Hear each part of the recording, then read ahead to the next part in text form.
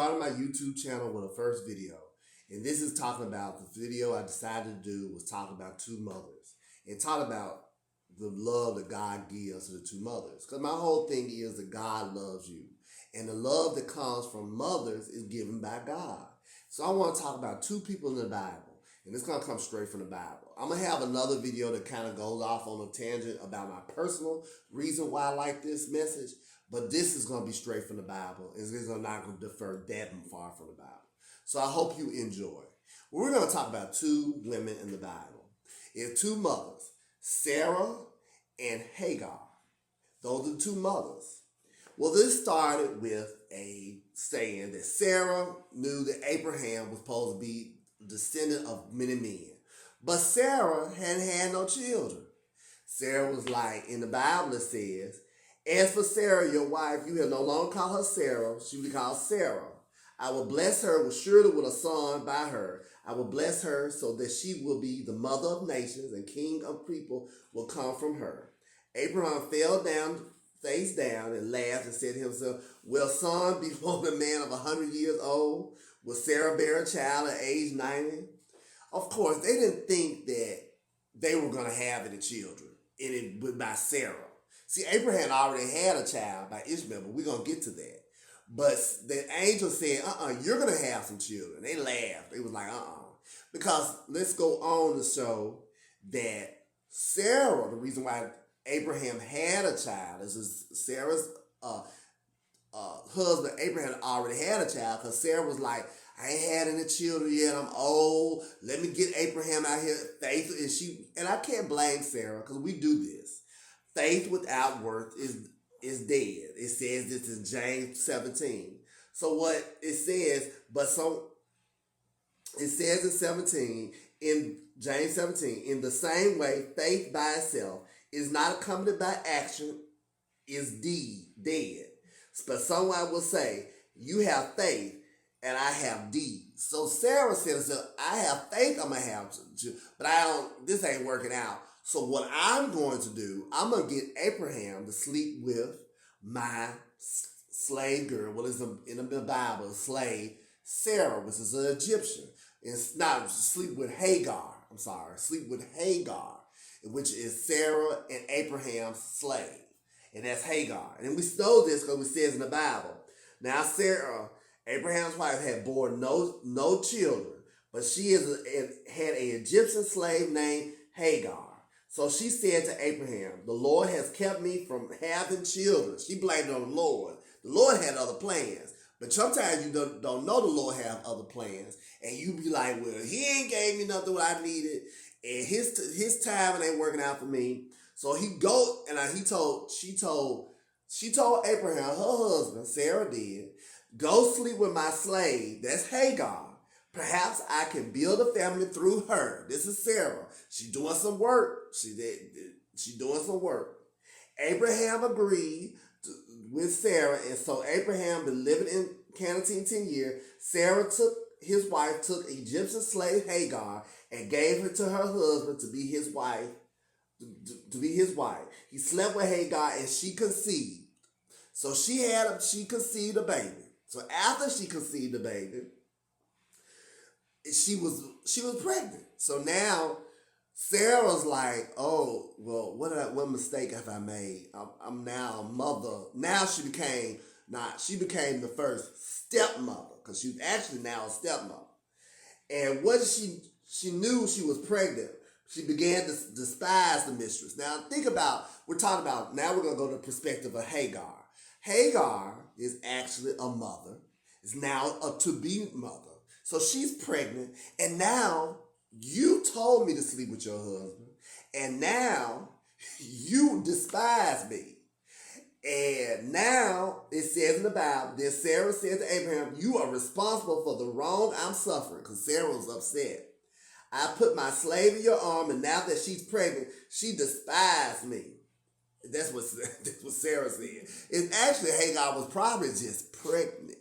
That's what it is. I mean, hormones going, and then Sarah thinking, oh, this lady don't like me. But the lady pregnant. Hagar is a mother-to-be, and she is pregnant. So what does Hagar do? Do whatever you think is best.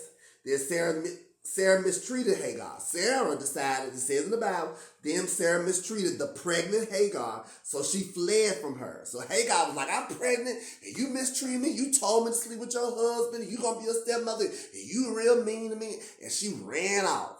And the angel of the Lord found Hagar near a spring. See, this is what God going to do. He going to provide for you. God said, near a spring in the desert, it was a spring that was beside a road to Shur. And he said, Hagar, slave of Sarah, where have you come from and where are you going? Because Sarah was running as a pregnant woman, running as a pregnant mother. Because she wanted to say that's the love that the mother had for her child. She's like, I don't raise my child in this type of situation. I'm running away from the mistress Sarah, she answered. Then the angel of the Lord said, go back. Sometimes you have to go back. Go back to the mistress and submit to her. And the angel added, I will increase your descendants so much that they will be too numerous to count. So you're going to be blessed. Hagar, as a mother, knew that she was going to be blessed. So she had the blessing from God, and she knew she was going to be blessed. And Sarah was going to be blessed by having a child.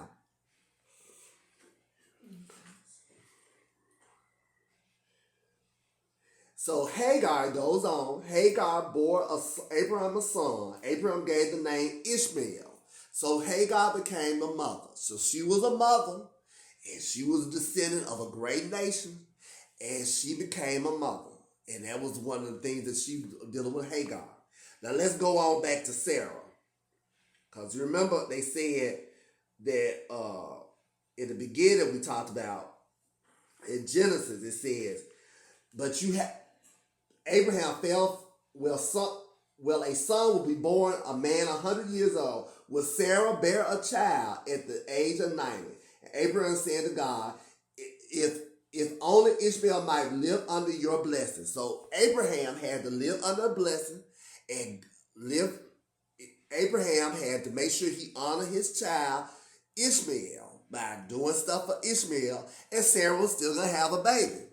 Now we got to know this, that we have to know that we're going to go on some verses. In Matthew 17 it says, because you have little faith, truly I tell you, if you have faith of as small as a mustard seed, you can say move mountains there and it will move. So Sarah needed to have faith of a mustard seed to her womb to say, I'm going to have a baby. I'm going to be a mother, not a stepmother, but a mother. I may be 90, but I'm going to be a mother. And it also says in Luke 17, if you have faith as small as a mustard seed, you can say to the mulberry tree, be uprooted and planted by the sea, and it will obey you. So she said to her womb, I'm going to be a mother because God said I'm going to be a mother, and I have faith of a mustard seed, I'm going to be a mother.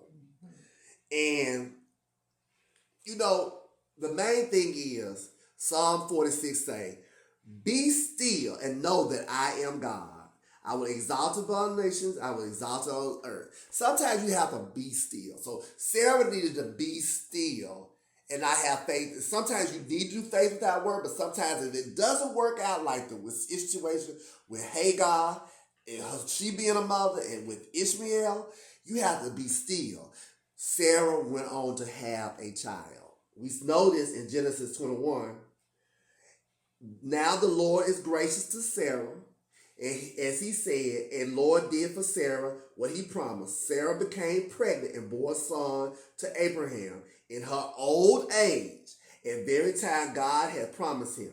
Abraham gave the name Isaac, the son of Sarah bore to him. So that's what it says in the Bible. So she waited, and she still became a mother.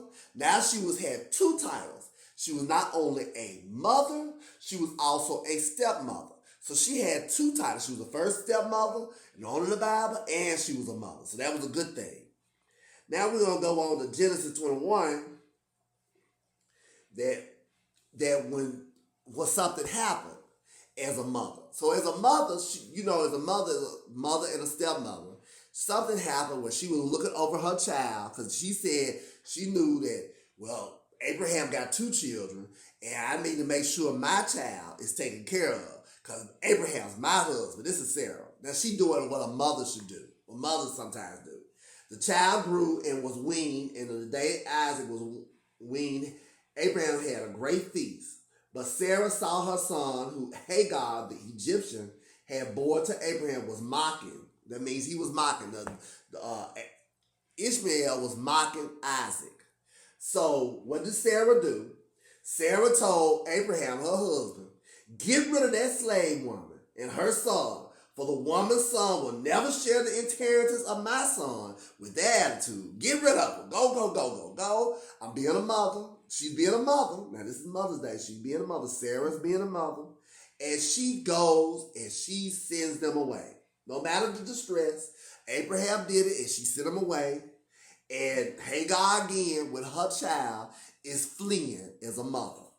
Now, Hagar, when Abraham, this says in the Bible, in chapter 21, verse 14, early the next morning, Abraham took some food and skins of water and gave it to Hagar. He set them out on the shoulders and sent them off with the boy. She went on the way and wandered in the desert of Beersheba. When the water in the skin was gone, she put the boy under the bushes. See, Hagar put the boy under the bushes like, I'm your mother. I can't do nothing else. I put him under the bushes. And then she went off and sat by the bolster away, and she thought, I cannot watch for this boy and watch the boy die. Because she can't provide for the boy. And she's a mother. She's trying to provide for the boy, and she ain't got nobody to help her. So, and she sat there and she began to sob. She was crying because I can't care for the boy. And sometimes in life things get hard. And what happened with Hagar as a mother, she started sobbing. She said, Lord, help him. And Lord did. God heard the boy crying, and the angel God called to Hagar from heaven and said to her, what is the matter, Hagar? Do not be afraid. God heard the boy crying, and he lies there. Lift the boy up and take him by the hand, and I'll make sure he'll be a great into a great nation. So he will become great also. So what the main thing I want to say is between two mothers, that God's blessing is abundant. It's unlimited. In Ephesians 3, it says, no matter to him who is able to immeasurably more than all we ask to or imagine, according to the power that work within us. So it says that God's power is unlimited. So what he did was he blessed Hagar as a mother so he could help for her child. And he blessed Sarah as a mother so he could care for her child. So keep in mind that God will provide. He's always there trying to help and trying to provide for us. And this is the story of two different mothers. Sarah, which became the first stepmother, and the first mother, and Hagar, which became a mother. And both of the children became blessed. See, God's blessings is unlimited. It can be doubled on an instant. It doesn't make a difference that the plate can be instantly doubled. That's the amazing power of God. So I just want to leave you on Mother's Day with the story of two mothers and how they provided for their children in different aspects of their life. Both of them became blessed. They both was happy. They both had children become successful. So that's want to leave you on that today. And I want to remember this is my first post of my own channel talking about God loves you. And through this, I hope to give more messages like this. And this comes straight from the Bible. Now, I'm going to have a parking lot conversation why this message means so much to me a little bit later, maybe later in the week or another day. But right now, I just wanted this to come from the Bible so you can hear it come from the Bible. So I hope you have a wonderful day and a happy Mother's Day.